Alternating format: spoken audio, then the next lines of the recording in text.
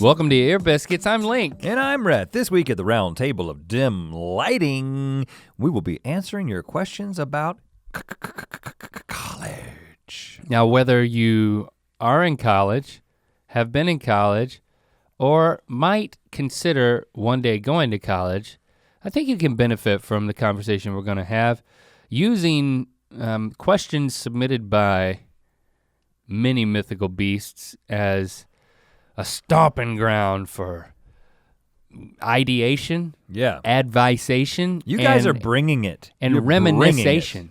You know, we went to college, we can, it's gonna take us back to that place again. We've got some experiences that may offer some perspective that may or may not be helpful. But either way, hopefully you're going to be entertained. But the thing that I love about getting the questions from the mythical beasts is because a lot of times what we hear them say is we hear mythical beasts saying things about the stuff that we put out on the internet, right? Mm-hmm. Because if you're just reading comments, you're just getting lots of opinions. Right. Good, bad, and different about the stuff that you're doing. But when you go out and you ask a specific prompt like this, it's like a little picture, a little window into the lives of a mythical beast. Yeah, and if you're wondering how you can respond to those prompts, that's Facebook, Twitter, maybe Instagram. I don't think we do it on Instagram, but lots of pictures on there, so you should follow us over there too. Yeah, we got cool pics, man.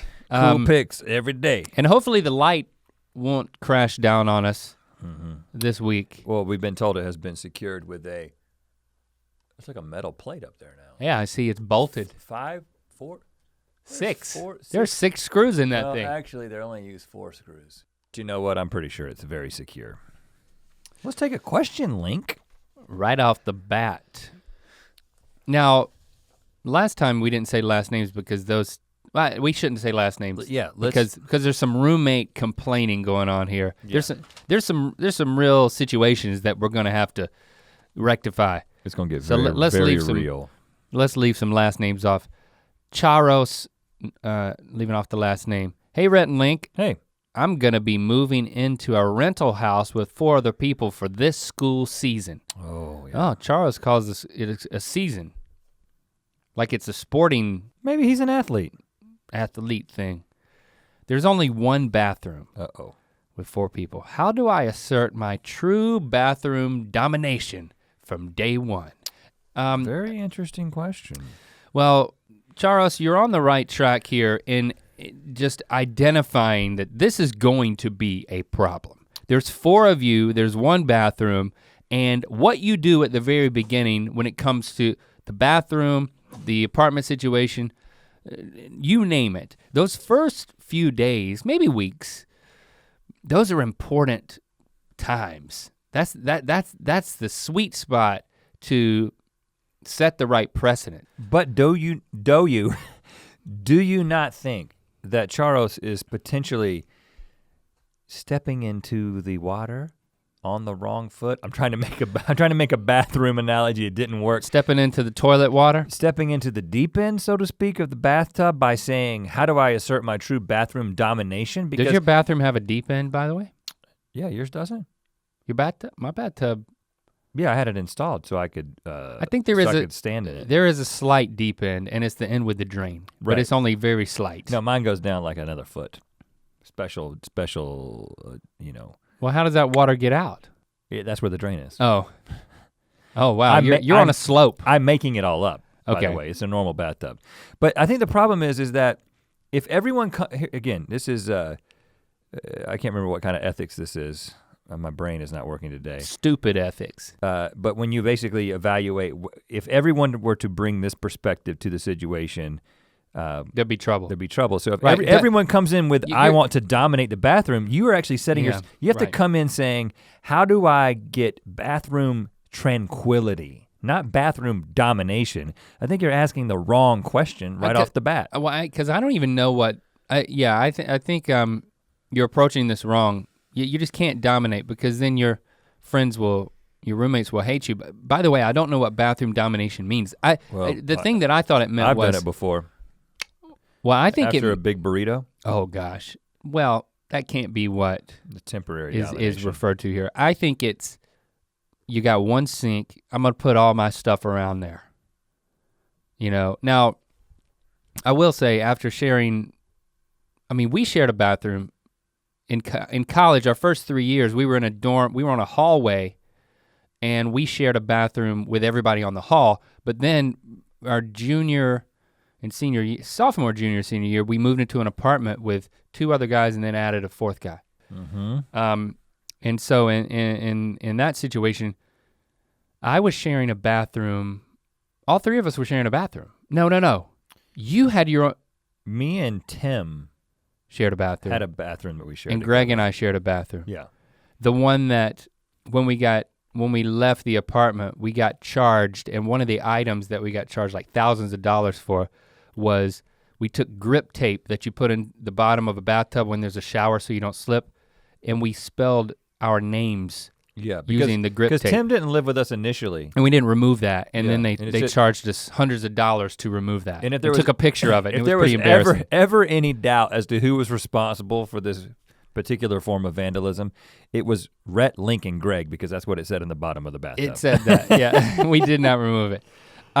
So here's what I think. I think you shouldn't, you gotta be diplomatic about this, okay? You're forming a life, at least for a year, in a living situation with these 3 other people. Yeah. So you can't dominate the bathroom, but you can set the tone, for how it works.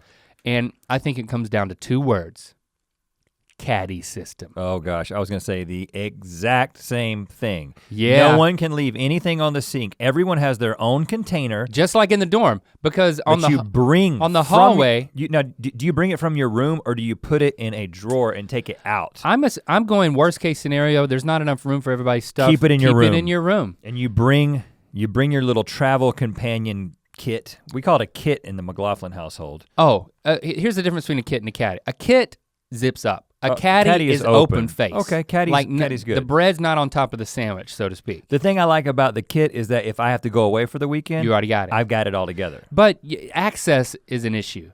With the caddy, it's all there. I have a caddy now, by the way. You have a caddy in your own bathroom? I have my own sink. Christy has her own sink. We have 2 sinks in our bathroom. Your bathroom is massive. I have a huge bathroom. You can play racquetball in your bathroom. And you have a caddy? And the irony is— might be going a little too far. We have pedestal sinks. This is how they were before. We did not design this. Oh. It's just a sink that then at the edge of the sink, it just zoops down like a vase to the floor. No surface. And then there's this, underneath the mirror, there's a 3-inch deep glass shelf in front of my sink and Christy's sink.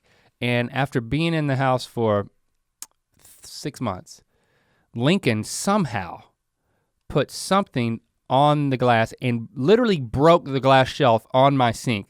So I have nothing. Hold on, you just left it? I just left it. because Chrissy and I were saying, we're gonna remodel this bathroom. Yeah. And lo and behold, 3 years later, nothing. And I have no shelf. I have literally, if I ball my fist up and put it on either side of the 2 faucet handles, that's how much room I have. Enough room for a little soap, and then like a little something like— Where do you put the caddy when you go to the where do you keep the caddy, and then where do you put the caddy when you get to the sink? There's a little shelf. It's a floor shelf thing that we like an IKEA crappy type thing that we put in between the 2 sinks. And there's enough room for me to put my caddy down and use it and pick it up, and then Christy puts stuff down there. But where does a caddy go when it's not in use? Into a shelf with a door on it. Somewhere else in the bathroom? Yeah, 7 steps away. Like a closet? 7 steps away, yeah. Caddy in the closet. That sounds like a movie. I really hate it.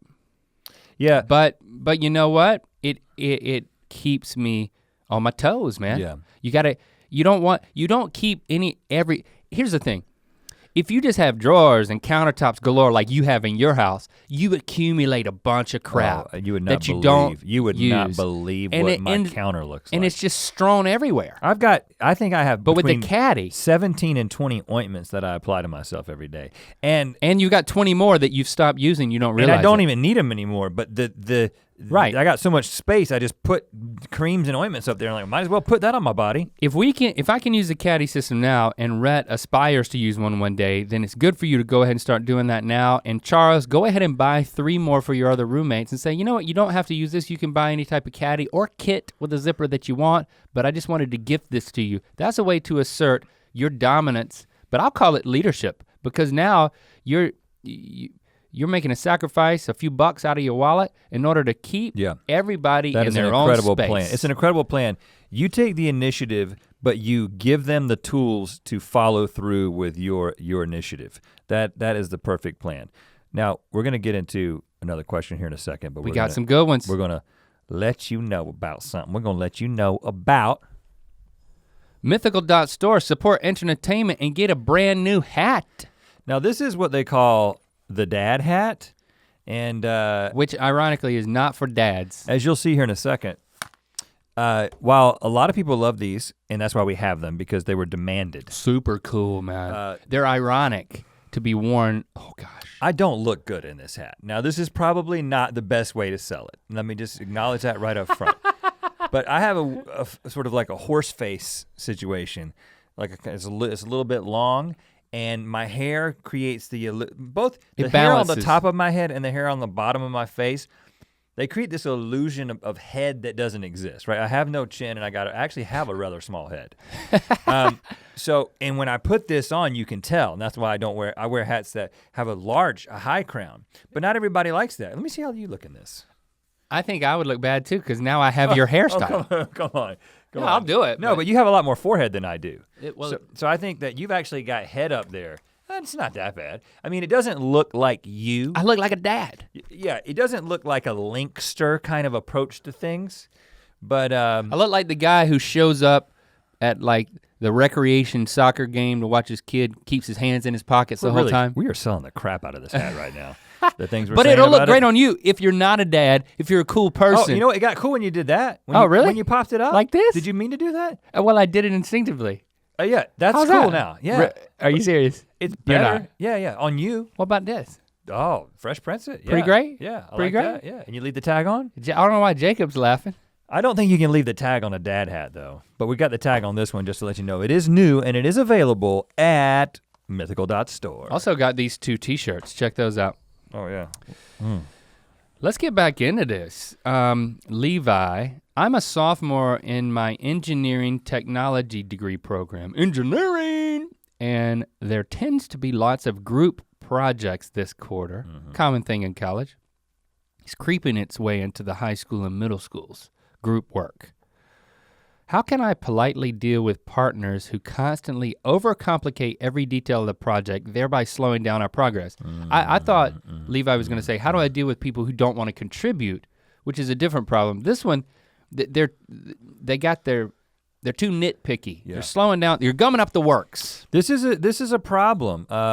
Group projects present their own special set of problems because it comes down to the individuals who make up that group. Now I'll just give you a little story from my traffic engineering class. Oh, I'm listening now. Oh, yeah, I got you. You got me. Hooked you. Yeah, you hooked me like meat on a hook. Yeah, like and a meat butcher. on a hook. Well, you could have made a traffic analogy. That would have been better. You're hooking me like a U-turn on a highway. Okay, so yes, part of the civil engineering degree at NC State University, or at least the track that I was on, had a traffic engineering component, and this was a whole class where we studied traffic, like lights, like traffic lights, like how you determine how long things should be green or red, and we also had the final project for the year was completing the 64 bypass, the Highway 64 bypass, which I'm pretty sure 20 years later does exist now. But at the time it didn't, so it was connecting Highway 64 from like east of Raleigh to like way out in Clayton, or I don't know, just that part of the town. And so the group project was to take a map basically and use all the things that we had learned in the class to decide where exactly we were going to route the new road and then to do the topographic like map of where it was gonna be and where the bridges were gonna be and all, and what the expenses were going to be and how much you're gonna have to pay for this thing and how you avoid this graveyard and all that stuff. How many like farmers with their cottages you're gonna have to force off their land. Yeah, because it was really a game of who am I going to inconvenience and how do we keep the cost down? Because you have to pay certain people off and you have to avoid certain wetlands and environmental concerns. And the craziest thing is the cemeteries. This is one thing I learned is that you can't move those. Well, you can't go, but you gotta stay away from cemeteries. And like, if there's a cemetery in a situation, it's like you cannot impinge or infringe on that cemetery for obvious reasons, but it's just something you don't think about until you get into a titillating traffic engineering class. But here's what I learned. I got partnered up with Karen and someone else. I can't remember her name. But you remember Karen. And what I learned very quickly in our first meeting is that these two women had the subject matter so wrapped up. They understood everything that we were going to do. They knew exactly what they wanted to do, but they were deathly afraid of the final presentation. Day one, I said, guys, here's the deal. You do all the work. And I will do the presentation. And it was— You like told them that? Yes. Because they were worked up about it. Because they— you could tell. They had all these ideas. I was like, I'm gonna stay out of the way. They're super nervous about the presentation. I said, I will get up, I will do all the talking. I will take full credit for all of your work. I'm gonna tell jokes. I'm gonna be able to synthesize this information in a way that gets the— this is one of my highlights in college. Oh yeah? So this is a really, really boring class. Super boring class. I can't tell. I don't even remember exactly what I did. I just know that I had a whole routine about this highway. And the professor, who had never laughed at a presentation, was doubling over in laughter throughout this entire presentation. And you know what grade I got in traffic engineering on the presentation and in the class? A+, A+. That's what I got. I got an A+ because— But you couldn't have done it without Karen and what's her name? Right.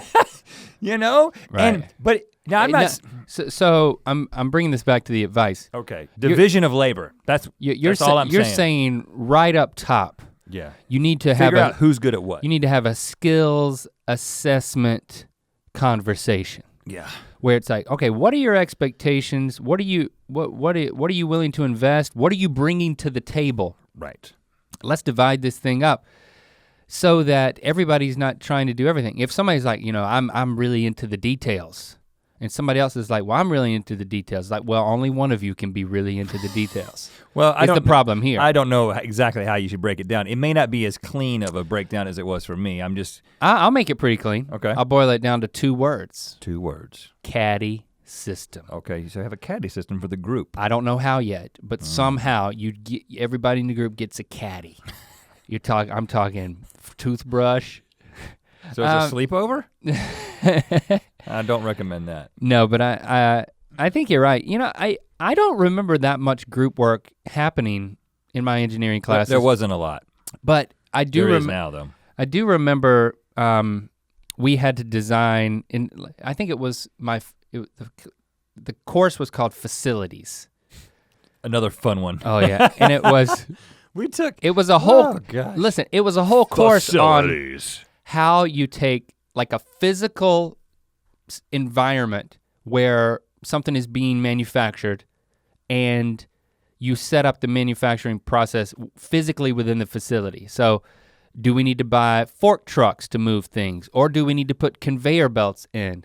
And I remember telling them, I'm gonna do the presentation. I didn't go as far as you did. Like I actually worked on stuff because I was with a couple of my friends. I did some. It wasn't that clean. I do remember at one point you had to load a bunch I can't remember what we were making, but it had all these like different powders and big bins that had to be moved from point A to point B. And so I found this roller bin that dumped on the internet. And I was like, all right, I was really proud of this thing. My whole presentation hinged around a dumping roller bin. That you bought and used in the presentation? No, I just put it in the PowerPoint. Oh, okay. There was no real money involved. There was no real facility involved. This is all imagination. Got it, virtual. But I remember I showed a picture of the bin undumped, and then I showed a second picture of the bin dumped. And I remember saying, look at this roller bin that dumps.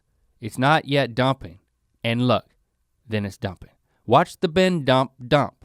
And I went back and forth. You did like a Letterman thing, like dump, undump. Yep, dump, undump. I did that. And it was basically like a GIF before. You invented it. I invented the GIF. And I called it a GIF. And I got a lot of puzzled looks. Oh, so at the end, I believe we got a C. It didn't go over well. We might have got a B. I don't remember. I think you're right. You gotta have, right off the bat, you just gotta have the conversation. How are we gonna divide this up? And we all gotta be in on this. Everybody's gotta pull their weight. I do wanna make that clear. Everybody's gotta pull their weight. I think me doing the presentation was pulling a lot of weight. Ask Karen and what's her name, they'll tell you. Here's another one. Alicia. I'm an agricultural major, animal science to be specific. We had that at NC State. Mm-hmm. And I have to spend the night in the horse barn to keep an eye on the pregnant horses in case they give birth. Now, this is much more exciting than anything we did. Let me just tell you right off the bat. Well, at certain points it is. How can I be comfortable and get some sleep in a horse barn? This is what college is all about. Well, not usually. Camping out at the hind end of a pregnant horse. Just sleep right there at the rear, and you'll wake up when you need to. Trust me. I think it might be too late once the afterbirth is all over you. Ooh. Yeah. Can you? First of all, how can I be comfortable and get some sleep? Well, horses, bunch up some hay, girl. Bunch up some hay. Horses sleep standing up. Do horse majors sleep standing up? Ooh, that's the question. Is that part of it? This is like a animal science fraternity T-shirt. I called her a horse major, first of all, which is probably not what she calls herself. That's like a pickup line at like the ag school. Hey baby, do you sleep standing up? I don't know where you go with that one though. Yeah, when your pickup line involves the word sleep, you're in trouble. That's not appropriate. You want to see me sleep standing up? Like a horse? Yeah, you probably don't want to say that. You know in what way I'm like a horse? You know in what That's way what I'm you're like looking a horse. For. That's what you're looking for. And then it's not what you're thinking. Do you know in what way I'm like a horse? Well, we just said it. And then on the back of the t-shirt, it's not what you're thinking. And then do you give the answer or is that in conversation? I sleep standing up. She has to ask. Oh gosh. She has to ask. I sleep standing up. My grandfather, my papa Neil, he tells a story of, I don't know, it's gotta be like 9 siblings. Back in the day when they were on the farm, they all slept in the same bed. The parents would just keep having children. And they literally, the children would start taking care of the other children and then they'd start working the farm. Mm-hmm. And he tells all these stories, but he talks about at night. And North Carolina's not always cold, but it gets cold. And so they all slept in big beds where the mattress was made out of hay. Right. It's amazing how quickly things have changed in just 3 generations. I don't know about you, but I don't sleep on hay. Well, not usually. It's Thursday nights. Right. If you really get in trouble, right, you have to go sleep on the hay. Yeah. Do that every night, man. So that's my answer, Alicia. Well, she didn't ask how do you sleep. She asked how can I get comfortable? And that is what she asked. Yeah, I answered it. I think hay is the answer. Bunch up the hay, girl. But you're way ahead of the game, Alicia, because I think you're doing something that is immediately fulfilling as I picture it. Birthing a horse. Ethan, one of my suite mates has friends is in quotes, over almost every day. And when they're, quote, hanging out, she's very loud. Okay. See where this is going? And she sounds like a dying dog. My other suite mates and I don't really know what to do. Should we tell her that we can hear her? Should we call animal control? Should we pretend like it's not happening but record her mating call? There you go, there's another clue as to what's going on. And randomly start playing it in the middle of the forest and see what animals come? Help. I've got some thoughts on this. I have some questions that I'm not prepared to ask. I don't think Ethan is here to respond. I mean, right off the bat, I will say that this is what they call free entertainment. Rhett. Hey, listen, this is not the kind. Why are you listening to a podcast when you could listen to your sweet mate and friends, in quotes? I'm just saying, if this was me a personally. dying dog? You ever heard a dying dog? I'm sure it doesn't sound that bad. It sounds actually kind of sad. All I'm saying is that if this was me, and this was something that, if this was a sound that I might hear from the next room, just receive the blessing. You know what I'm saying? just let it wash over you, and just be like, good for them. And don't try to stop it, and I wouldn't say anything about it. Now, maybe I can't put myself in Ethan's shoes. Maybe it's so overwhelming, but I gotta say that when we lived at Gorman Crossings, that's where we lived at NC State, apartment 3000C. Yep. If you wanna go by and check it out. And the apartment above us, there was some things that happened in that apartment, and directly above where my room was, and it was a pretty regular occurrence. And to me, it was just like putting a little quarter in a machine. What kind of machine? Just a machine that made noises. So weird. It's like a noise machine.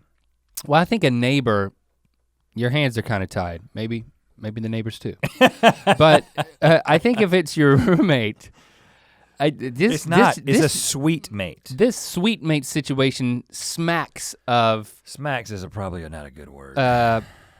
Inconsiderate, man. There's a level of. I mean, if this is happening every day and the dog's dying every day, then that's a tad bit inconsiderate. It smacks of that.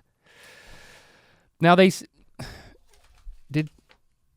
he say that he said something? No, he's just asking what they should do. First of all, do not record it and play it for animals. That does not work, I can tell you from personal experience. I thought that was a pretty good idea. I'm pretty interested in that science experiment. Well, don't publicize it. Maybe just play it in the forest. We don't sell tickets to it. Yeah. But you don't put it on the internet. Definitely, you can that's illegal. Calling animal control is a genius passive aggressive move, especially if they go all the way into the room. The dog's dying right now. I don't know whose dog it is, get in there. Animal control shows up with a net. I think that'd put a stop to it. The kibosh on the. Well, that's kind of like swatting somebody. It's like mild swatting, and swatting is highly illegal. It's like a major felony. You cannot call the SWAT. Oh. If you say that there's like a situation going on at somebody's house. Does that apply to animal control too? No, I'm saying that it's not a SWAT team. It's a mild swatting. Calling animal control is a mild swatting, so it's probably a misdemeanor. So we cannot advise that you break the law. You can't unnecessarily call animal control just because she sounds like a dog. I got 2 words. You always like to go to the 2 words. Okay, I'm listening. Sound blankets. Oh, I thought you were gonna say Caddy System. Nope, I would never have said that. Yeah, but now that you mention it, Caddy System. Maybe you just give them a Caddy System that has a sound blanket in it.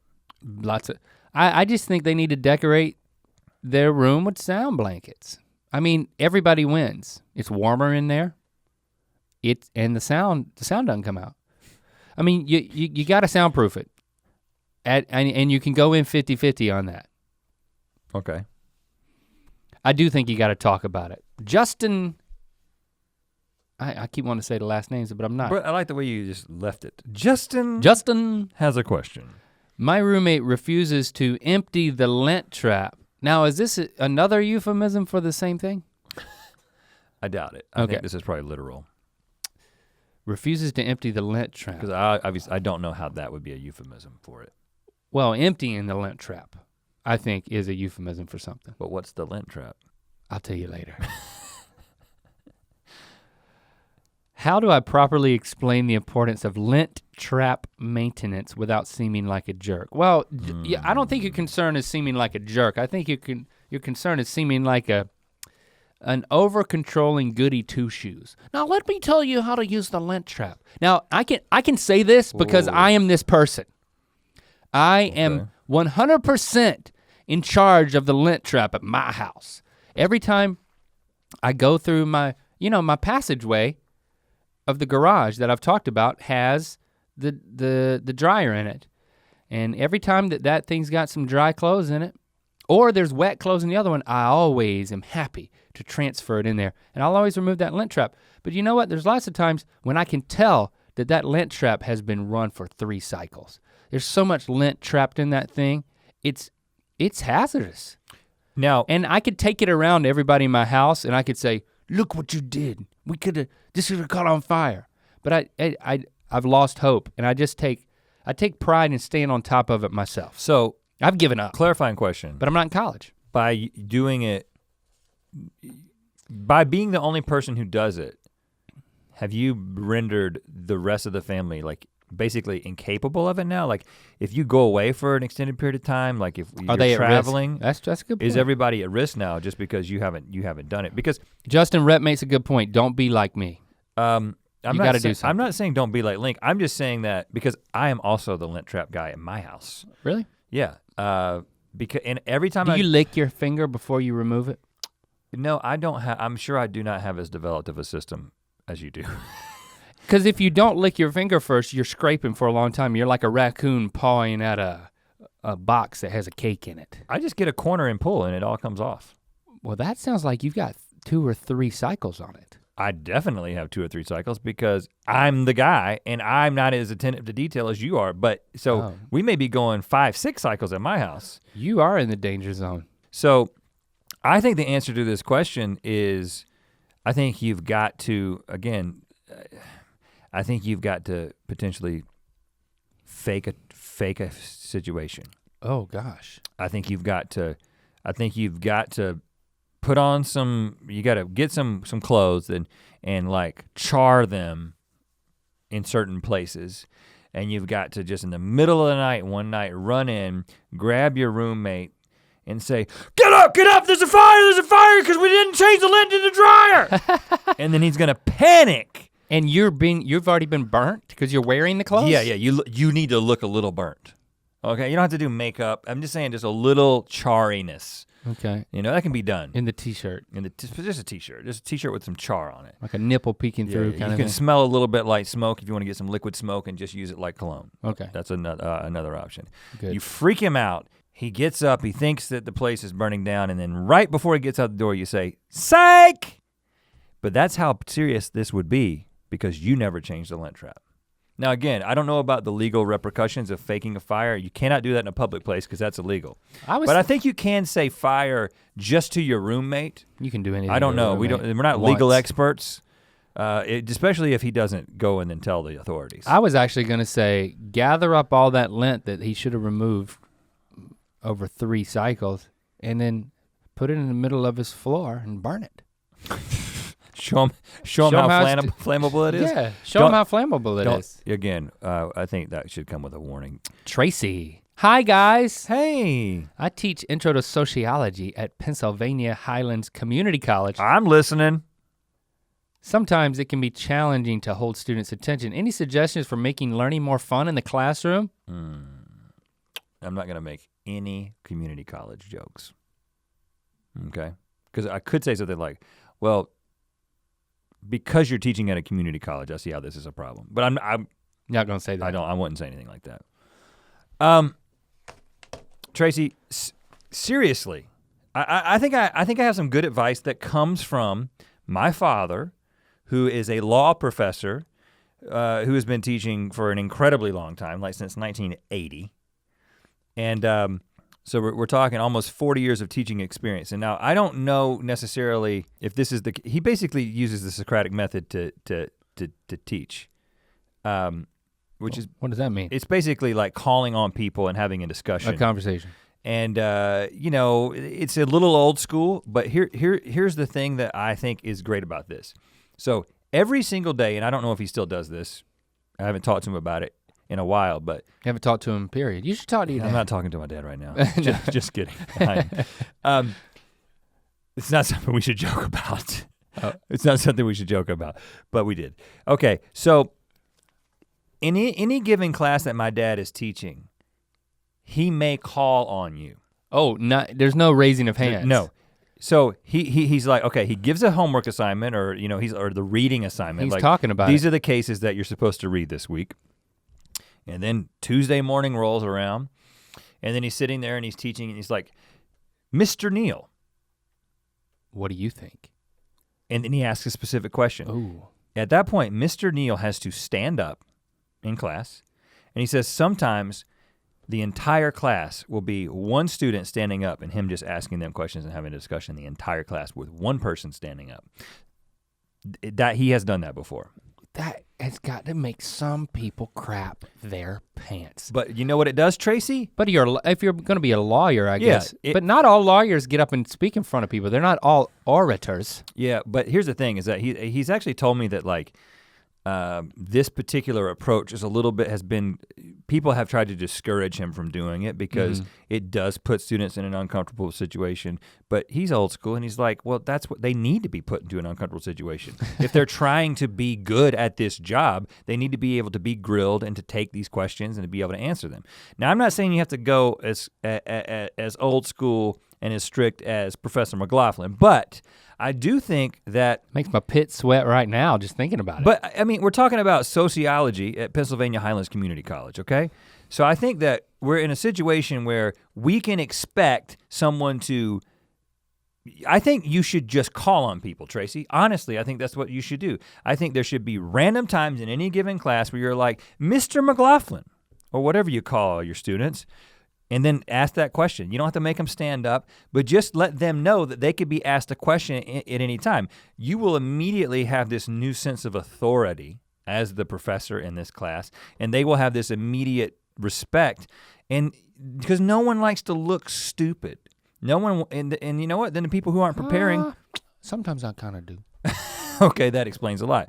But I'm just throwing that out there, food for thought. I think that would be a way to get people to perk up and pay attention and know they can be called on at any time. Tracy, just try it a little bit if you're gonna take Rhett's advice and remember that it wasn't my advice. Taylor. I'll take credit for it. I'm graduating from film school in the spring. Congratulations. Mm-hmm. And I have no idea what I'm going to do after college. Probably you should do something film. Yeah. You should do something film. Yeah, do something film. For the first time ever, I won't be in school and that's kind of scary. How do you decide what to do with your life when school no longer dictates everything you do? You know, this is real. I mean, Taylor's right. You spend your whole life just being taught at. Scheduled. Everything's and scheduled learning. for you. And maybe you've had a job, maybe you've had a full-time job, or something that's flirted with jobbiness, but it's different when it's like, okay, I'm not a student anymore, I'm just out there. For me, in my junior year, they presented all the engineering students with the co-op program, which was you don't take a semester off, you're technically still a student, but instead of taking classes, you find a job and they help you find a job somewhere for a semester, and then you come back and you take another semester classes. So it elongates your student career before you move on to your bona fide career by probably another year. But it's like it's more of a soft transition into full-time work as opposed to a hard transition from school to work. I'm obviously not advising this to you, Taylor, because you're about to graduate, but this is my perspective was, I was interested in that because I could start making some money and then I could maybe get my foot in the door somewhere, because they gave a stat like over 70% of co-op students got a job with the company they were co-oping with, and that actually happened with me. I started working at IBM because they also tell you how much people pay. And you know, I was very frugal, and when somebody told me I could start making money and elongate my college career, which I was enjoying, it was like a win-win for me. And I was like, IBM pays the most. They paid like $17.19 an hour. Mm-hmm. I don't remember numbers, and I remember that number. $17.19. It meant a lot to me. I was like, I'm gonna rake it in back in 1998. Mm-hmm. So I did that, and I ended up getting working for them full time afterward. But it was kind of cool to go for a semester and then come back. And so for me, it wasn't that daunting. I didn't have that moment of, oh crap, now it's the rest of my life. Do you remember feeling that? I kind of eased into it. I liked working there, and they extended a job offer. I didn't do the co-op, but I did a summer. I did a summer at Black and Veatch that then led to my job. So I did sort of like a soft co-op. So it was kind of a soft transition. But I think that specifically to I do think that's good advice. I think my first piece of advice is, if you're a student, look for something, even if you don't get paid or don't get paid much at all, to make connections and to get some experience before you're out there. And then I think second of all, even if you haven't done that, it's what do I do after graduating? It's like, don't think of it like the rest of your life. Think about it just the next step. Well, yeah, because it works totally different than it used to. I was gonna say specifically for Taylor, because we're talking about film here, this is very different than engineering. Like you can't just go off and say, I'm gonna do some engineering on the side. Like you usually have to be with an outfit or a firm or whatever. But as a film major, I would expect that Taylor, you are already creating things, have been creating things probably your whole life. But one thing that you should be doing, if you're not already doing it, is you should be very actively pursuing your own projects, because we live in a place now in a time where with a few $100, which pretty much most people can find a way to make a few $100 by working somewhere, or can get a digital camera and a very cheap computer, or even borrow somebody's computer, there's free software. Like you're in a place now where you can, and probably even use the equipment at your school, be creating a lot of stuff, because any creative career is like, when people apply to work at Mythical Entertainment, we do not look at their GPA. I mean, some people put their GPA on their resume, like some people do, like when people are proud of it, when it's like 3.5 or higher. Yeah. But many, many times it is an indicator, but it's not the first thing we look at. We don't really care what school you went to. We don't really care what your GPA is when it comes to an entertainment business. What we care about is your portfolio, what you have to show, what's your reel, what have you done, how does it apply to what it is that we need, and then what is your interview like, and do you feel like a good fit to what we're trying to accomplish here? So I would just say that from when there's sort of a different way of approaching things when you have you're coming from a creative background. You should be creating as much as possible, because it's probably gonna be some short film or some video or some YouTube series or something like that, or just a 1 minute of footage that's gonna get you a job somewhere. Or being on a set and part of a larger team. I think, find a way to apply that no matter what your field of study is. Find a way to get your feet wet before you gotta jump into the deep end of the tub.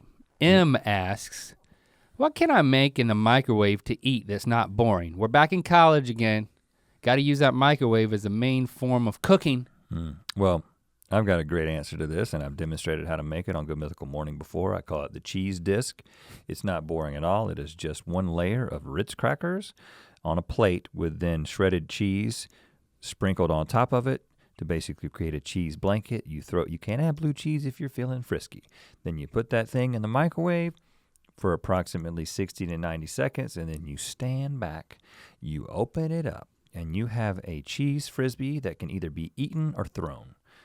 Tell me what part of that is boring. I'm listening. Silence. That's right, crickets, baby, because it's not boring. It's the best thing that you can do with a microwave. Lauren asks, as parents, are there any hopes/fears you, meaning us, have with our own kids getting closer to preparing themselves for college? Yeah, Lily is a freshman in high school. So 4 years from now, she'll be in college. It's crazy. That is crazy. To think about that. Yeah. 4 years is not a long time. Yeah, and Locke has 5 years and he'll be in college. This is a pretty fresh subject for me. I was just having a conversation with Locke about this last night. So our kids just last year made the transition from homeschooling into to regular school, public school. Which I would say is going well. Yeah, it's going great. Very well. There was it wasn't a great transition. Like the first couple of weeks, they were a little freaked out. Locke was freaked out about, all the work and just, how am I being measured and all this stuff. But he's gotten into a groove. He's done very, very well. But now he's in this place where these other kids are talking about prepping for college, and it is so much more competitive than it was when we were in school. So I remember when we were in high school from 1992 to 1996, like AP classes were a very new thing. In fact, I don't even know if my brother, who was just a few years older, got college credit for like AP, like advanced placement stuff. Right. Just because they were like rolling the program out, at least in Harnett County, they were rolling it out in the 90s. And so it was very, like we took AP physics and we went to Michael Juby's house and just had him explain what the heck was going on with AP physics. But we didn't take that many AP classes, but now there's all this pressure to get all these AP courses if you really want to get your first choice in college. And so Locke is very driven, he's very focused, he's thinking about his future, his mind is in the future, he's very much like me, but yet he's not in Harnett County in 1992. So he's in a different place, and so his mentality is like he's got this pressure. Now, we've put pressure on him almost unknowingly because we kind of have this like, you gotta do well. You need to put yourself in a position to be in a good college because it determines the rest of your life. And just the way we talk about academics, I think, has actually put some unneeded pressure on him. And so just last night, we're talking about how we're trying to plan some stuff that we're gonna do for the summer, which might involve some trips and some vacations and that kind of thing. And then he's like, well, Dad, I've got 2 sessions of summer school. And I'm like, well, let me look at the dates on this thing. And he basically has scheduled his entire summer as school because he's taking high school classes before he gets to high school because he's like, Dad, I have to take this science so then I can have more room for AP classes. And so then I can boost my GPA and get my first choice college. And then I was like, but Locke, we won't have the ability to take like a real family vacation. You won't be able to go to some of these basketball camps that you want to go to. You're gonna basically be in school and with just a couple of short breaks. And I like had this moment where I was like, I feel like we've put this undue pressure on him. Well, maybe it's just, and maybe a lot of it does come from his own mind in the way that he is. It's kind of a role reversal. Whoa, we gotta go on vacation. It's an interesting dynamic. Well, and then I started like reading about like, there's a New York Times article which is about all the pressure that kids have now to like, there's this, it's super interesting because it's this thing where like kids who are well off, upper middle class kids who have their parents are supporting them and they have the ability to pay for summer classes and for expensive tutors and that kind of thing. They're getting all this benefit from these AP classes, but then the kids who don't have as much money and don't have as much support from their parents, who are the ones who actually need the increased exposure to college, they're not doing this stuff.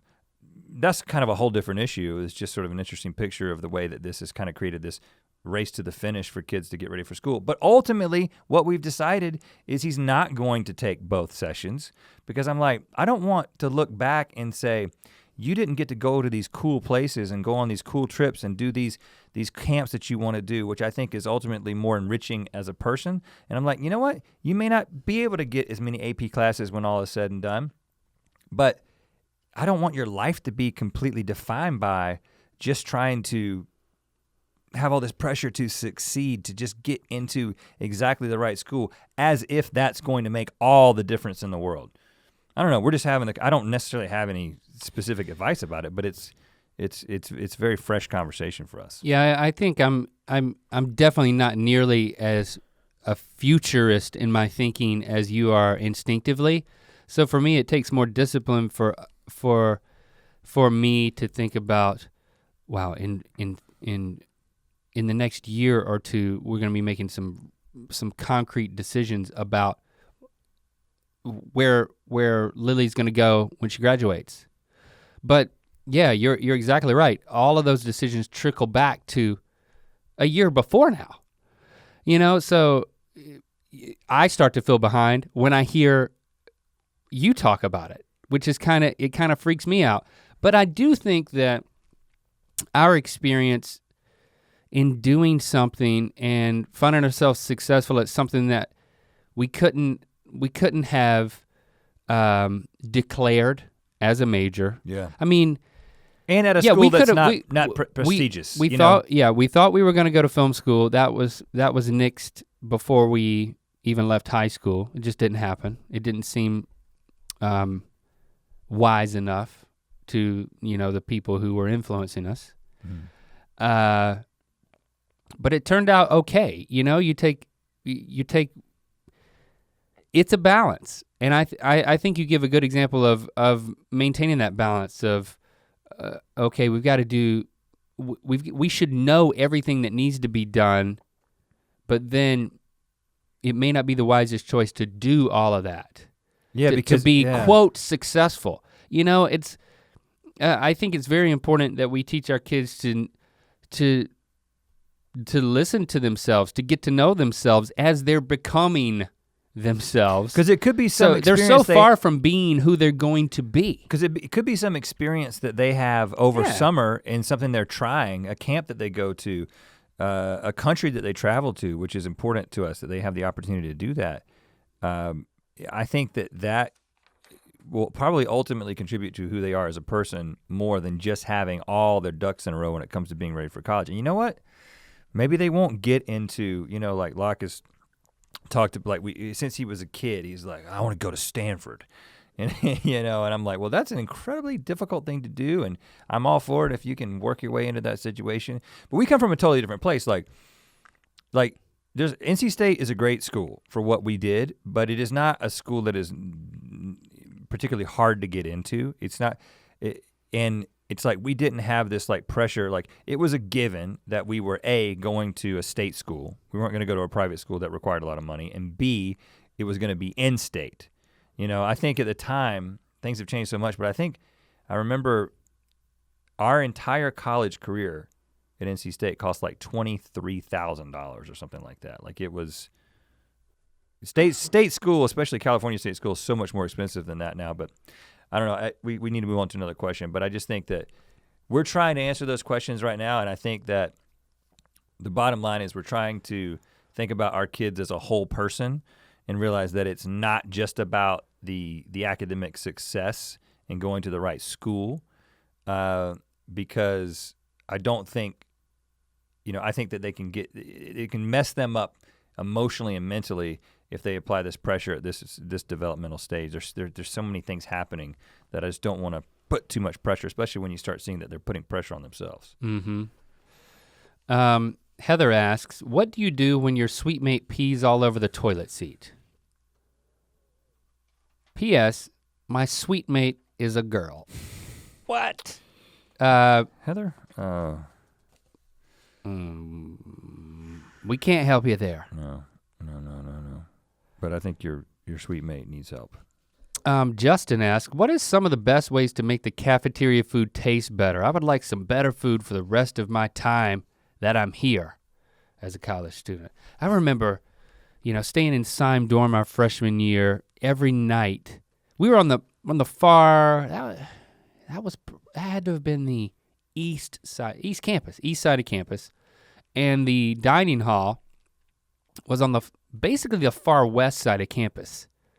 And you remember every night, like we'd gather like some friends that lived on our hall, and you'd make a pilgrimage. It was a pilgrimage all the way across opposite side of campus to get to the dining hall.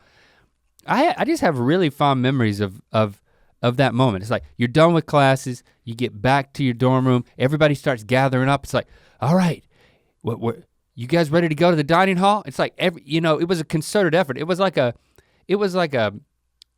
an expedition, a backpack expedition into like the Everest or something. You got to get geared up. It's like, you bringing snacks? Do you got a drink? It's like we gotta have something to sustain us halfway. By the time we get to Turlington Hall, we're probably gonna need to find a water fountain. Right. So that we can make it the rest of the way. And you also didn't want to show up at the cafeteria alone. So it was like there was this sense of like. Bring a delegation. Yeah. It was like bringing your freaking delegation to the dining hall. It's one of my favorite memories of being in college. I doubt that this is the way, I just doubt that there's many people listening that this is their practice. What? Though. If they were in Sime dorm, I'm sure. I don't know, other man. people. I think people are a lot more isolated. Oh, you mean now? Now. I thought you meant other people back then, but there were lots of delegations, and then by the time when you got closer, it would all come together. Because we weren't connecting. Again, I'm not trying to sound like an old crotchety man, but you are. But I will say that we weren't connecting with people via our phones because we didn't have smartphones. So you made some legitimate connections with the people in your dorm room, especially when you're walking cross country to get to there, and then when you get over. I don't remember anything about the food, except that there was a whole machine for chocolate milk. Oh yeah, the chocolate milk machine. And you remember you go up to the thing with chocolate milk, and it was a chrome box with chocolate milk bags with a tube, and it had the white brownish tube because the chocolate milk had stained it over the years. And then in front of that there was like a I'll just call it a ladle. It was a heavy metal ladle, but instead of like being a scooper, it was like a knob on the end of it. And you would grab it. You'd grab it and you would lift it. It was very medical. It was like a cow. It might as well have been a cow's udder. It was more like a turning cough situation. Yeah, but we were in an agricultural school. I think it probably was like tied into the milking technology they were using on that part of campus. The knob was as big as the palm of my hand. And you'd pick up a handful of that metal and you lift up the arm, and then underneath it, you put your glass and the chocolate milk would flow. Yeah. That made up a beautiful thing. So I think my advice is just focus on the experience. The food's gonna taste like crap. Just pour chocolate milk on it. Well, I was just gonna say hot sauce. They have that there. Just use, or you can bring it in your hot pocket. sauce or take hot sauce with you, and that'll solve a world of problems. Hot sauce and chocolate milk. Let's close with a personal one. Okay. From Morgan. What's the most annoying roommate habit you both had to deal with in college, possibly about the other person, and how did you deal with it? So I haven't really thought about this one ahead of time. I think mine. How did I annoy you? I was annoyed. I think this is more about me than about you, but I was annoyed at you that you could so easily and without a tinge of remorse or anxiety drop whatever studies you were doing and play Twisted Metal with Greg. And it wasn't that I wasn't invited or that I felt left out. I was just so envious of your ability to just say, all this stack of stuff that I'm supposed to be doing in my collegiate endeavor, oh screw it. I'm just gonna be over here having fun. And maybe this is more in retrospect, but I don't know. I know I feel this way now, looking back at the college you. I'm so annoyed that you had that ability. It's envy. Well, I did study. You know, did study. I did well, but I didn't do as well as I would have if I hadn't have decided that, okay, this is enough. And I was very influenced by Greg's mentality, which we've told this story before, but one time he was trying to get me to stop studying, and he came into my dorm room and he said, come on, let's go. You know what you know, you don't learn anything. That's what he said as I was trying to study. And I remember you told me that. You turned to me and you're telling me that. And I'm like, well, since that moment in college, many different times when anyone's trying to get ready for something, we've just said, you know what you know, you don't learn anything.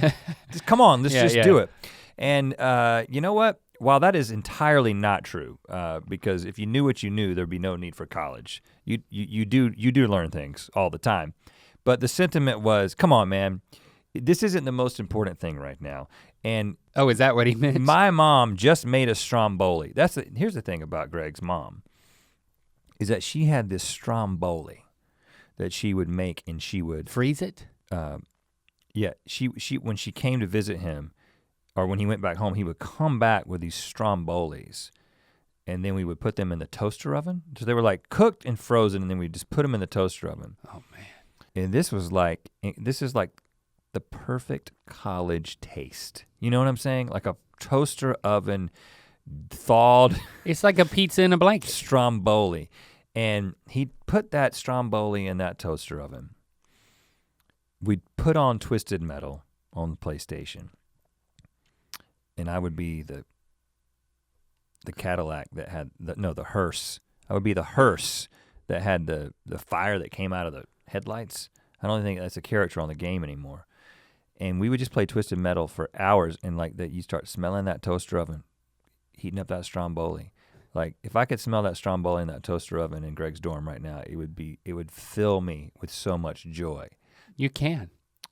We can get a toaster oven and a stromboli. In your memory, man. And there was just something about that experience that just, I was like, this is what college is supposed to be about. Twisted Metal and college. Stromboli.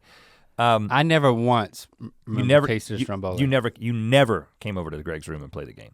Never. Not once. Yeah, you didn't. You missed out, man. Yeah. But hey, we're having fun and now. I hate you for it. Well, I'll tell you. It's annoying. I'll tell you something that annoyed me. How did I annoy you that speaks more about your shortcomings as a person? Well, it's interesting because I feel like I did not have a very good, even though we were best friends all growing up and lived together throughout college, shared a room together. Uh-huh. I don't think that I would have ever been able to articulate your sensitivities and how particular you are about certain things until having worked with you for all these years. Like, I wouldn't have necessarily just said, because I don't think we knew ourselves very well. I don't think I would have known a lot about me personally or about you. We weren't thinking about those things. Right. So I don't think I would have said that, like, well, Link is picky, or he's really particular about what temperature it is in our room, and because I don't remember thinking any of those things until like we started working together every single day for a really long time. The thing that I remember, and it was a little annoying, it was also kind of amusing, was when you were still dating your girlfriend from high school. Uh-huh. So we're talking freshman year. Freshman year. I don't know what you're gonna say, but. And you would talk to her on the phone. And you'd be curled up on the Mr. bed, Fly? on the bed. You'd get into your bed, and you'd be laying there in your bed, and you'd kind of like be in the bunk bed? Yes, you would be in the bunk bed. Okay. And you'd be in the fetal position, like facing away from me. So like kind of creating this barrier and like having your head on the pillow and like talking into the phone. And like the nature of your voice would be like,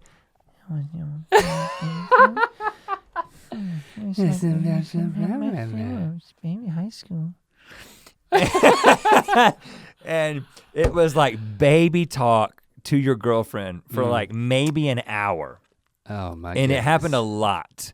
And it was you've forgotten about this. Yeah. That was it. So that was one type of conversation you would have, and of course I was like still in the room, I was like studying or doing whatever, eating stromboli, whatever I was doing. I think I was making dying dog noises. No, those are distinctly different. And then the other conversation that you would have, which this wasn't annoying because you would be so quiet, was when you were talking to your mom, and.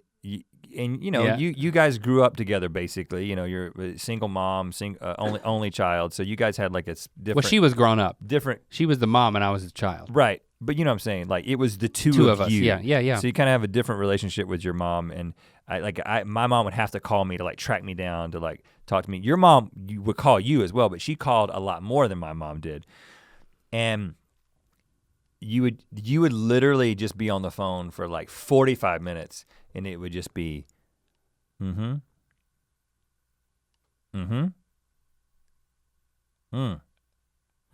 Now, Greg was a lot worse than me at that.